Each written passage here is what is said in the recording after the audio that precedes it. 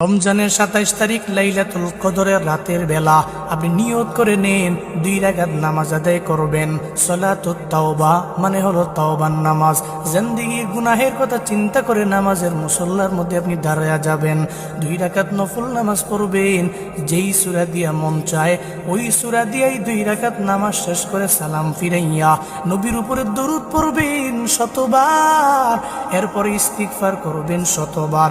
এরপরে চিন্তা করবেন, হে মালিক, আমি জিন্দেগিতে গুনাহ কম করি নাই। আপনার গুনাহের কথা চিন্তা করে মুনাজাত ধরে রবের দরবারে কাঁদবেন আর বলবেন, আল্লাহ তুমি আমার জিন্দেগির গুনাহ মাফ করে দাও।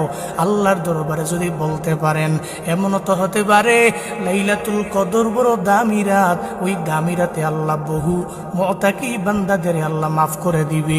ওই ইতিকাফকারীদের উসিলায় লাইলাতুল কদরের উসিলায় আল্লাহ আপনার জিন্দেগির সব গুনাহ মাফ করে দিতে পারে।